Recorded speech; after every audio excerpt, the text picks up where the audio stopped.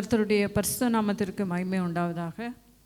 இந்த நாளிலும் கூட கிரேஸ் டிவியின் முன்பதாக அமர்ந்திருக்கிற ஒவ்வொரு மக்களையும் இயேசு கிறிஸ்துவின் நாமத்தில் கிரேஸ் டிவியின் குடும்பத்தின் சார்பிலையும் உங்களை ஆசீர்வதித்து உங்களை வரவேற்கிறேன். ஒரு சின்னதாக ஒரு ஜெபம் செய்யலாம். அன்பின் பிதாவே, இந்த நல்ல வேலைக்காக ஸ்தோத்திரிக்கிறோம். ஏசப்பா, இந்த வசனங்களை கர்த்தாவே போதிக்கும் பொழுது கர்த்தாவே என்னை மறைத்து நீர் வெளிப்படும்படியாய் உம்மிடத்தில் மன்றாடுகிறோம் ராஜா. கேட்கிறவர்களின் செவிகளை நீங்கள் திறந்து கொடுக்க வேண்டுமாய் ஜெபிக்கிறேன். இயேசு கிறிஸ்துவின் மூலமாய் ஜெபிக்கிறேன் நல்ல பிதாவே, ஆமென். இந்த நாளிலும் கூட தபசு காலம், அதாவது இந்த 40 நாட்களை குறித்து பேசலான் இருக்கேன். அதில் முக்கியமாக பார்த்திங்கன்னா தபசு காலம், அதாவது நோன்பு காலம் அப்படின்னு சொல்லுவாங்க. தபசு காலம் அப்படின்னா அதுக்கு இன்னொரு அர்த்தம் தவக்காலம் அப்படின்னு சொல்லுவாங்க. ஆங்கிலத்தில் லென்ட் டேஸ் அப்படின்னு சொல்லுவாங்க. இதை நான் கொஞ்சம் கூகுளில் போய்ட்டு சர்ச் பண்ணேன். அப்போ இந்த தவக்காலம் அப்படிங்கிறதுல எல்லா மதத்தினருக்கும் உண்டு. இந்துக்களுக்கு உண்டு, முஸ்லீம்களுக்கு உண்டு, நம்ம கிறிஸ்தவர்களாக்கிய நமக்கும் இந்த தவக்காலங்கள் நோன்பு காலங்கள் இருக்கிறது. ஒவ்வொருவருக்கும் ஒவ்வொரு விதமாக இருக்கிறது. இதில் முக்கியமாக தவக்காலம் அப்படிங்கிறது தவக்கோலம். அது இந்துக்கள் பார்த்திங்கன்னு சொன்னால் முக்கியமாக சன்னியாசிகள் சித்தர்கள் என்ன பண்ணுவாங்களாம், ஆணி படுக்கையில் படுத்துக்குவாங்களாம். ஆணி படுக்கையில் அமர்ந்து கொண்டு இல்லை படுத்துக்கொண்டு தன்னை வருத்தி கொண்டு இறைவனை தேடுகிறார்கள். முஸ்லீம்ஸில் பார்த்திங்கன்னு சொன்னால் எச்சில் கூட முழுங்க மாட்டாங்க. விடிய காலையில் சூரியன் உதயத்துக்கு முன்பதாக சாப்பிட்ருவாங்க. அதன் பிறகு எச்சில் கூட விழுங்காமல் இருப்பாங்க. ஆனால் கிறிஸ்தவர்கள் அப்படி கட்டாயமாக எதுவும் இல்லை. வேதத்தில் நீங்கள் 40 நாளும் உபவாசம் இருக்கணும் அப்படின்னு கட்டாயப்படுத்தலை. அதில் இல்லை. ஆனால் உபவாசம் இருந்து ஜெபியுங்கள்னு இருக்குது. ஆனால் இந்த 40 நாட்கள் இருக்கணுமான்னு கேட்டால் அது கட்டாயம் இல்லை. ஆனால் ஒரு சிலர் நான்வெஜ் சாப்பிட மாட்டாங்க, ஒரு சிலர் பூ வைக்க மாட்டாங்க.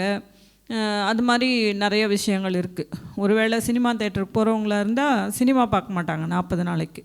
ஆண்கள் என்ன பண்ணுவாங்க, தண்ணி அடிக்கிறவங்களா இருந்தால் 40 நாளைக்கு ஒயின் ஷாப் போக மாட்டாங்க. அதுக்கப்புறம் போவாங்க, ஈஸ்டர் அன்னையிலேருந்து ஆரம்பிச்சிருவாங்க இல்லைங்களா.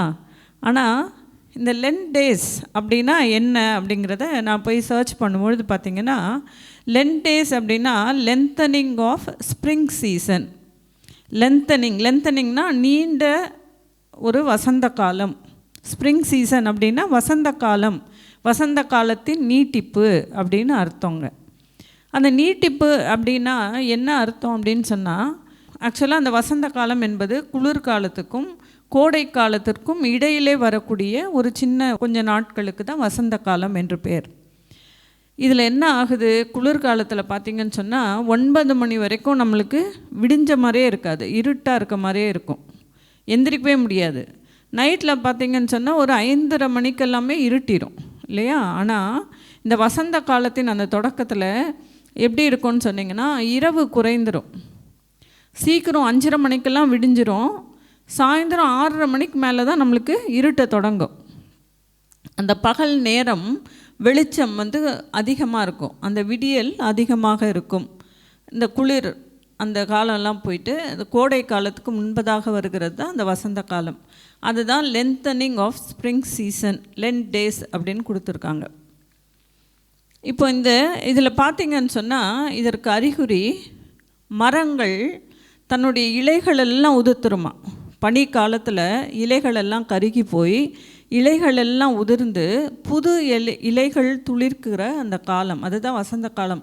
இளவேநீர் காலம் அப்படின்னு சொல்லுவாங்க. அதற்கு புது இலைகள் வர தொடங்கி பூக்கள் பூக்குகிற நேரம்.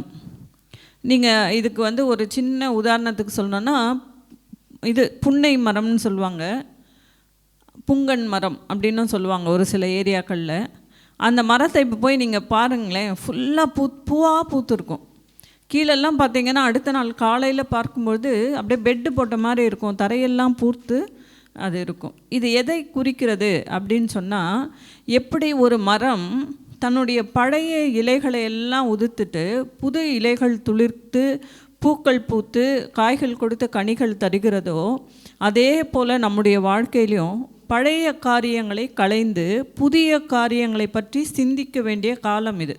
இந்த லென்ட் டேஸ் பழைய இலைகளை உதிர்த்து எப்படி புதிய இலைகள் வருதோ, பூக்கள் எப்படி பூக்குதோ, அதுபோல் நம்மளுடைய காரியங்களையும் நம்முடைய வாழ்க்கையிலும் பழைய காரியங்களை களைந்து புதிய காரியங்களை பற்றி சிந்திக்கிற காலம்தான் இந்த 40 நாட்கள். ஆனால் நம்ம அதை எதுவுமே பண்ணுறதில்லைன்னு தான் அது உண்மை. ஏன்னா எல்லோரும் ஃபாஸ்டிங் இருக்கிறோன்னு சொல்லிவிட்டு எல்லோரும் வேலைக்கு போகிறோம், நம்ம உட்காந்து ஜெபிக்கிறதுக்கு டைம் இருக்கிறதில்ல, அதை குறித்து சிந்திக்கிறதுக்கும் நமக்கு டைம் இல்லை, இல்லைங்களா?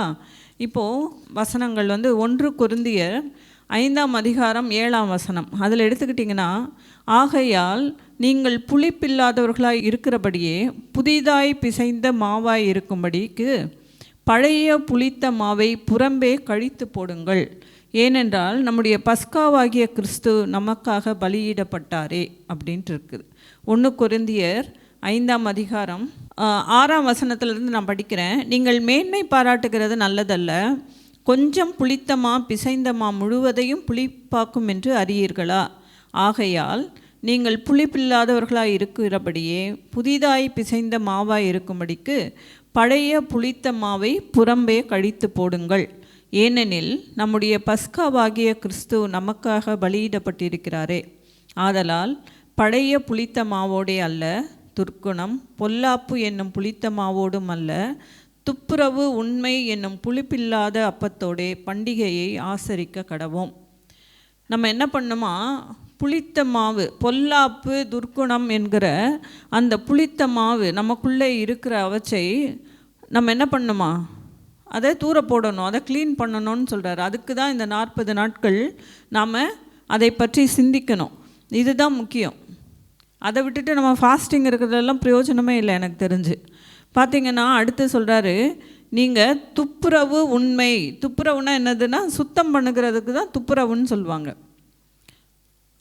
அதை மட்டும்தான் நம்ம செய்யணும். எப்படி ஒரு மரம் தன்னுடைய பழைய இலைகளெல்லாம் உதிர்க்கிறதோ அதுபோல் நம்முடைய மனசில் நம்முடைய சிந்தனைகளில் இருக்கிற துர்க்குணம் பொல்லாப்பு என்ற அந்த புளித்தமாவை நம்ம சுத்தம் பண்ணணும்.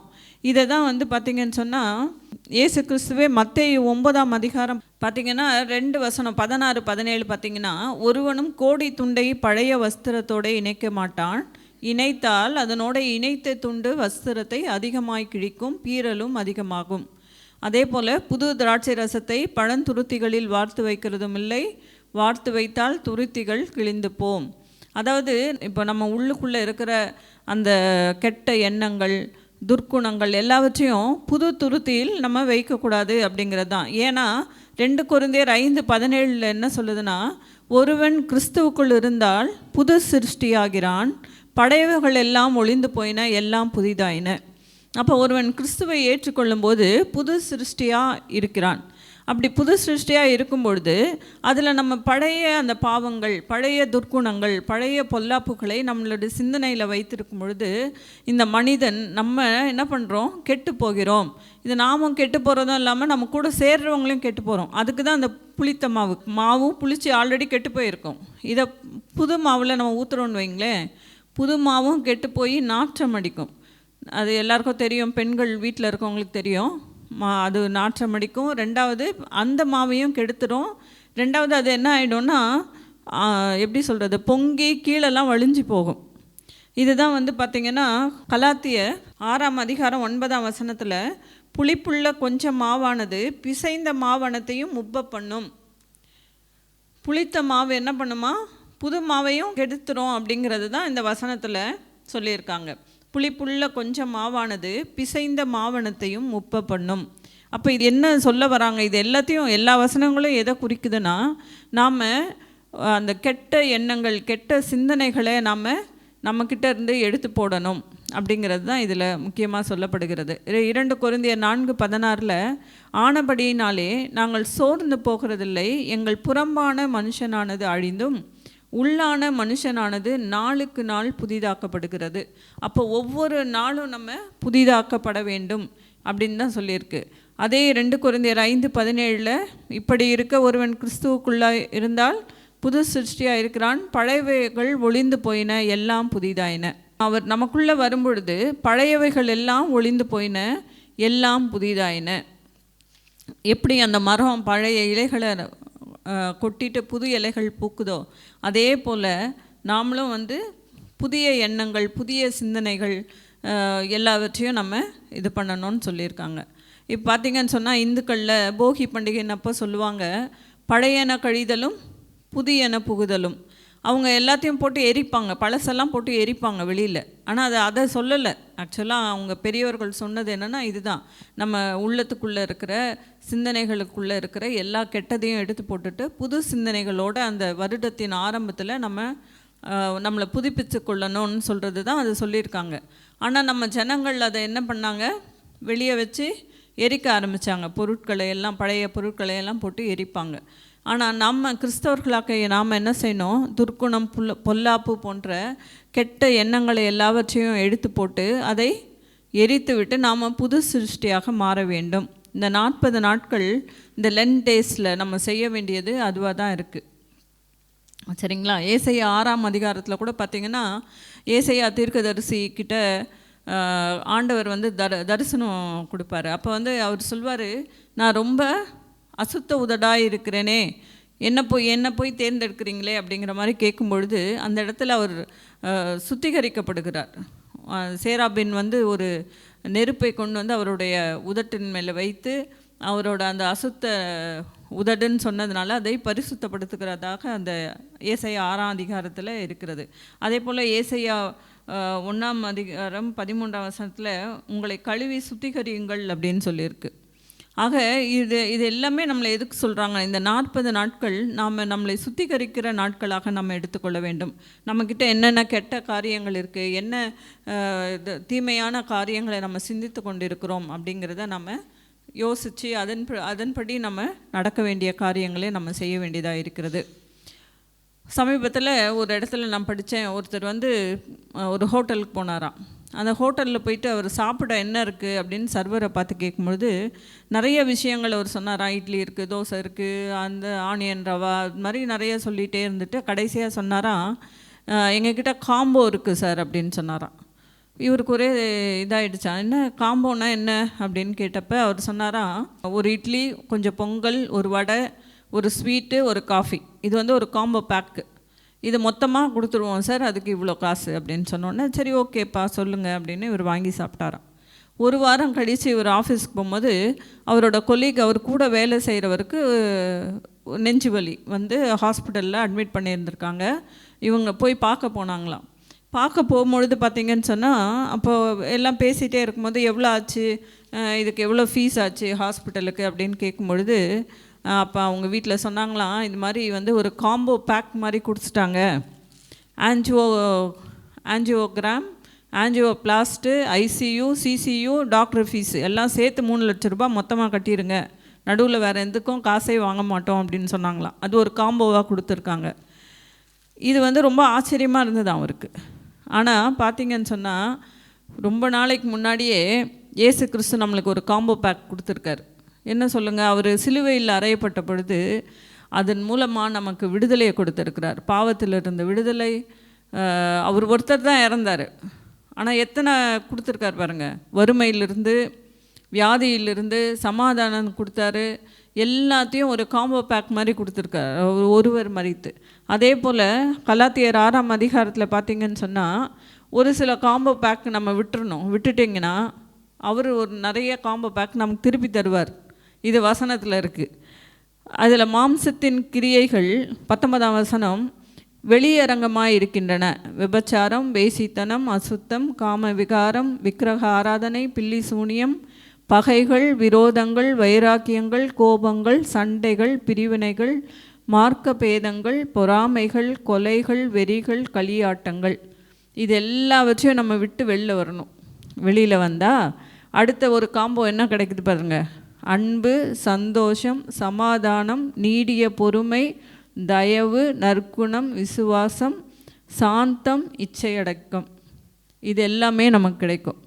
ஆக நம்ம என்ன பண்ணணுமா, இந்த லென்ட் டேஸில் எப்படி ஒரு மரம் பழைய இலைகளெல்லாம் உதிர்த்துட்டு புது இலைகள் வர தொடங்கி பூக்கள் பூக்குதோ, அதை பார்க்கும்போது எத்தனை பேருக்கு சந்தோஷம் இல்லை? செடிகளில் எனக்கு ரொம்ப பிடிக்கும். செடிகளில் பூக்கள் பூக்கிறத பார்த்தா அவ்வளோ சந்தோஷமாக இருக்கும்.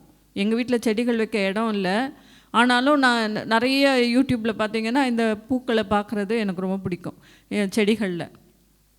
அதுபோல் தான் நம்மளோட வாழ்க்கையும் அப்படி இருக்கணும். மற்றவர்கள் நம்முடைய வாழ்க்கையை பார்க்கும்போது, மற்றவர்கள் நம்மை பார்க்கும்போது சந்தோஷப்படுறவர்களாக இருக்கணும். ஐயோ இவங்க ரொம்ப மோசமானவங்க, இவங்க ரொம்ப கெட்டவங்க அப்படின்னு சொல்லுகிறபடி வைக்காதபடிக்கு மற்றவர்கள் நம்மை குறித்து சாட்சி சொல்லுகிறவர்களாக இருக்கணும். இந்த 40 நாட்களில் நம்மளுடைய சுய இச்சையின்படி நடவாமல் இதில் என்னென்ன இருக்கோ, கலாத்தியர் 6ஆம் அதிகாரத்தில் என்னென்ன கிரியைகள் வெளியரங்கமாக இருக்குதோ, விபச்சாரம், வேசித்தனம், அசுத்தம், எல்லாருக்கும் எல்லாம் இருக்காது. பட் ஏதாச்சும் ஒரு குணமாச்சும் நமக்கு இருக்கும். விரோதம் இருக்கும், சண்டைகள் இருக்கும், பிரிவினைகள் இருக்கும், மற்றவர்களை பார்த்து பொறாமைப்படுறவர்களாக இருப்போம். இது ஏதாவது ஒன்று இருந்தால் கூட அந்த காம்போவில் வந்துடுது இல்லையா? அதனால் இது எல்லாவற்றையும் நம்ம விட்டுட்டு வெளியில் வந்தோன்னு சொன்னால் அப்படியே அதுக்கு ஆப்போசிட்டு பாருங்கள். 22ஆம் வசனத்துலேருந்து அன்பு, சந்தோஷம் இதெல்லாம் கிடைக்கும். நமக்கும் கிடைக்கும், நம்மளை பார்க்குறவர்களுக்கும் அது மகிழ்ச்சியை தருகிறதா இருக்கும். அதனால் அன்பான சகோதர சகோதரிகளே, இந்த 40 நாட்களில் இந்த தவக்காலத்தில் நம்ம உபவாசம் இருக்கிறதை காட்டிலும் எல்லாவற்றையும், நம்மளுடைய சிந்தனைகள் எல்லாவற்றையும் நம்ம சுத்தம் செய்யணும்னு போட்டிருக்குது.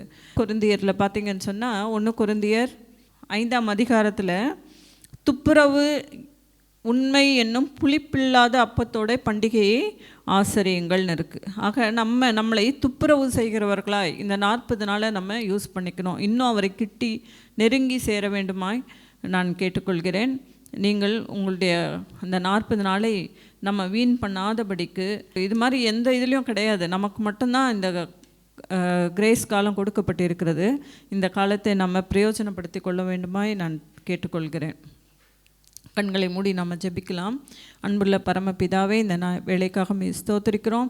ஏசப்பா, நாங்கள் கேட்டுக்கொண்டதுபடி கர்த்தாவே, இந்த காலங்களில் இந்த உபவாச நாட்களில் கர்த்தாவே, நாங்கள் உபவாசம் மட்டும் அல்லாதபடிக்கு ராஜா, எங்களுடைய சிந்தனைகளில் எங்களுடைய கர்த்தாவே எங்களை சுத்தப்படுத்தி கொள்ள நீங்கள் உதவி செய்யுங்க ராஜா. ஒவ்வொரு நாளும் கர்த்தாவே எங்களுடைய மனம் புதிதாக்கப்படுகிறதுக்காக உமக்கு நன்றி செலுத்துகிறோம் சுவாமி.